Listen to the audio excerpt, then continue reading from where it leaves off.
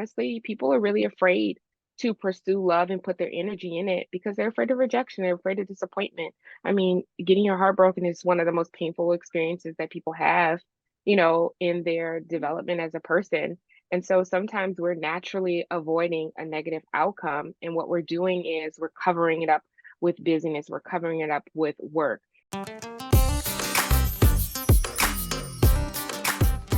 Hey everyone, welcome to The Reset. I'm your host, Letitia Barriola, and we are here to help you reset and rethink how you view work and life all together in one. And this episode, I'm so excited to introduce you to Bree Jenkins. She is a dating coach. Hey, Bree, welcome.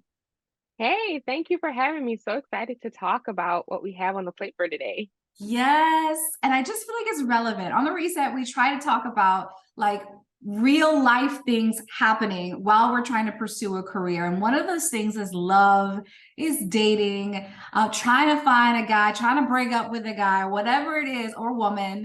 So I want to dive into this concept that's kind of showing up in a lot of my circles. Hmm. Ambitious women in particular who have big success, big careers, and they want to date, but they're so busy and they're so kind of consumed with their professional life. Yeah, It almost feels like they're not making a whole lot of space to find what they want in a relationship. So are you seeing that as a dating coach? absolutely. 100%. Yeah. I primarily work with single successful women, and many of them are Black women. And this is just such a trend that people are kind of workaholics. They overinvest and overdevelop the side of themselves that is, ambitious and successful and very invested in their identity as a professional, but less development in who they are outside of that work life, which is really the reason why a person would be dating you, right? A person is not dating Mhm. you for work, they're dating you for who you are off of work. So, what I find is that there's this negative relationship in terms of kind of the expectation that, you know, most of my value is coming from my job. And that's just not the way most men see potential romantic partners. Mm, So I really stress a lot like, you've got to break up with a workaholic because yeah. it will diminish your chances at romance. Wow. I mean, and I feel like some women would say to that, like, how do you do that? How do you unravel the habits that you've created? When you just look at your day, you wake up early, you get your morning time in, you go to work. Some women are working until 7, 8 o'clock at night, Yeah. and they want to have a mate home with them when they get there. But it's like, ma'am, where are you even meeting this guy? you know? So Yeah. we'll get to, I kind of want to jump to that now. It's just like, Yeah, so for maybe sure. what is the first thing that they can do to kind of like unravel the habits that they've created with their work so they can make time for their mate? Before any type of change happens, I always say that you can't fix what you deny. So get honest with yourself about the fact that this is out of proportion for what you want to your goals, right? That Yeah. your work life is unbalanced uh to support you in meeting your romantic goals. So the moment that you kind of admit, hey, I'm not putting a lot of effort into my love life, and this is why I have that result, things start to change, right? Then you have to get intentional. I always say the recipe for alignment is like time plus money plus action. Yeah. So if this is something you've been doing for a really long time, like don't keep floundering around, hire a professional, hire a coach, hire somebody who's going to help you to start to get in alignment to really pursue this part of your life that is underdeveloped. Mhm. Um, and then you got to make some boundaries around work, like you need to stop at the stop. So if you have a commute at a certain stop sign, stop working. Turn it off in your brain. Like you don't want to vent anymore to your friends. Like she CC'd the boss on my email again. Like stop at the stop, and then you're off from work. It's about you. Invest in that part of you that has nothing to do with work. That's the first thing that you can kind of do. Oh, it's so good. And you know what I'm thinking as you're talking is I'm thinking about flipping the tables and asking this question of men, right? Mm, I'm coming to you, Black woman. We're talking about Black women. We're thinking about our friends. You're thinking about your clients. And I'm Yes. curious, you know, are Black men who wants a girlfriend or a wife, I mean, are they being asked to prioritize their work life? And I feel like the answer is no. And that makes me kind of mad. Like, how are we Are supposed they being asked to make space for love? Yes. yeah, they are. Are If they they come to listening to me. that advice? Are they If they listening to come to that me, advice, yeah. you know? No, so here's the thing. Anyone who is a workaholic has to make space for love, period, point blank. It Yeah. doesn't matter if they're a successful male CEO or successful female CEO. If your love life is out of balance, it's out of balance. No one wants to be in a relationship with a person who hasn't invested in who they are outside of their job, right? Mhm. Because I'm dating you on the weekends, I'm dating you at night. No one wants to date a stressed out, burnt out Mm-mm. person who barely has anything to give, right? Yeah. So, regardless of the person's gender, this is solid advice Yeah. for people to apply. What I notice is a lot of times when I work with women, they'll have this reaction of like, why do I have to work on myself? The men out here are so crummy, they're so lazy, they're not giving any effort. But why would you bite your nose to spite your face? Like at the end of the day, we're responsible for us. We can't change everyone else around us, but you are responsible for your own life. And so if this is something that you need to work on, you need to work on it and trust that you being a higher version of yourself is going to attract a higher version of someone else. Yeah. So I always face this challenge when I get when I first get clients, but I'm like, trust the process, it Yeah. will work. And by de-investing in your kind of work life, you also give an opportunity to really raise your love vibration. Like tap Mm. into what brings you joy, watch rom-coms, tell people that you're open to love. Doing all those things, Mhm. it really will result in a change in the type of people that you interact with and the change of the type of Yes. romantic connections you get. Oh, now that right there, if people just apply that right there.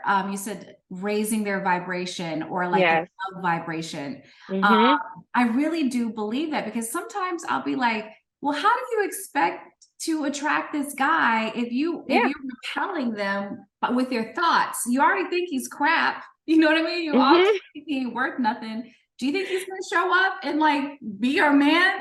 But I think that's good because that is I don't know, that's taking some of the power back. It's putting some of the responsibility on us and not Yeah, spending all of our time trying to fix or criticize everyone else. And I've heard this absolutely. expression, it's like calling in love, like Mm-hmm. they're attracting it by saying like I'm Yes. ready, I'm open. Oh, that's good. I appreciate that. And this brings me to my next question around like the why behind well, if someone wants love and they're ready to settle down, but yet they're doing the opposite by filling their time up with work, Mm-hmm. why do you think people are sort of busying themselves that way? Yeah. So busyness is a great distractor. It's a great uh, self-sabotage method. Honestly, people are really afraid to pursue love and put their energy in it because they're afraid of rejection. They're afraid of disappointment. I mean, getting your heart broken is one of the most painful experiences that people have, in their development as a person. And so sometimes we're naturally avoiding a negative outcome. And what we're doing is we're covering it up with busyness, we're covering it up with work. The other thing is like people are good at work. They're good at what they do, right? We know what to do. We know how to show up. We're experts in our jobs, our fields, our careers. We get accolades, we get money, we get prestige from it. It's so clear cut and easy. Whereas our work, our love life is a more messy process. There's Yeah. no do A, B, and C, and then this exact result will happen. It's more of a risk. And a lot of people are risk adverse when it comes to something that makes you emotionally vulnerable. Mm. And so busyness is such a great defense mechanism to not do that. But that's why, again, I'm like, you can't fix what you deny. You have to get Yeah. honest about the fact that you're avoiding really investing in this part of your life. And it's so funny because successful women are about it in everything. Like, oh, I Yeah. want to get fit, I'm going to hire a trainer. Oh, Yeah. I want a new job, I'm going to get my resume professionally done. I want to learn how to garden, I'm going to enroll in these classes, right? Love? No, no, no. That's just supposed to happen like a Disney movie. It's like, Mm. no, this is a part of your life that you should invest in as well, get Mhm. skills around, really pay careful attention to and show up intentionally with actions that will align you for the result that you want. Mm, that is really good. And I was just thinking about like a lot of this advice is just coming to terms with your behavior, Yeah, really taking an honest view with compassion and love, right? Like not absolutely. coming to your looking at your life in judgment or being critical, but like with compassion and love and saying, all Yeah, right, let's look at just my schedule alone. Let's look at like where my energy is going. Let's start there yeah, and really ask yourself, am I really being open to that relationship? Am I making that space? And I think that's just such sound advice. It's starting with us because I think so yeah, much we are thinking outside of ourselves. We're thinking about the men, we're thinking about their behaviors, and that's just a small fraction. Y'all, I've been married yeah. 10 years. I can't believe that in May, 10 years. So it's like, and just, through looking at his friends and like that, we went to a wedding just this past weekend. So it's like love is happening. It has Absolutely. happened. It is in motion for a lot of women. But I think Yes. it gets tough. It gets tough. So I think it's encouraging to like stop looking outside, start looking within yourself. And that kind of gets me on my last kind of question. I know you said you got 10 tips. I'm like, oh my God, we can sit here with these tips all day, but they're so good. So maybe share one or two things. If someone's like, you know what, this is me. She's talking about me. What else can she do to break out of that workaholic cycle and start dating again with enthusiasm and fun? Yes. So create some space, right? Create some space the same way you plan everything. Time block off time Oh. for dates, for online dating, for going out, find you a passion partner, a wing woman, right? To go out intentionally so that we're gonna have fun regardless, but you know what? We're gonna be open to finding love. Like set aside that time, create some Mm, space in your life to actually give love a chance. And then another tip is like really get into your love zone, into your feminine energy, right? Invest in romancing yourself, get a pet, grow something so that you have that act of loving something and seeing something grow and bloom. It will mhm. help to make you trust that the same thing can happen in your love life. Mm. That first tip is so good because so many people are into calendaring and Yep. if it's not on my Google Calendar, that it doesn't exist, right? Mm-hmm. Like I live by my calendar. So I can see that happening where it's like every Friday at 6 p.m. they have that slot filled with like it has to be related to finding love, whether that be Yes. all those suggestions you made with your girlfriend. Mm-hmm. It could be like, okay, I'm gonna I just love the nurturing part, like getting a pet and Yeah. opening yourself, If like you have a pet if you already, maybe have a don't get a pet, pet. go to the dog park with the pet, with that Yeah, energy of I'm trying to meet some other dog owners. Yes. exactly. Schedule it. And like with Schedule intention, it. say, yeah, every Friday at 6 p.m., I'm doing something every week to put myself Mm-hmm. out there. Yes. Oh, that's If you good. invest, Okay. you will have growth. This is good, Bree. I thank you for your time. We're gonna have you back, and we're gonna talk about the other side of love. What most of us are afraid of is the heartbreak. What do you do? So, thank you for Mm-hmm. that, and we'll see you next time. All right. Thank you.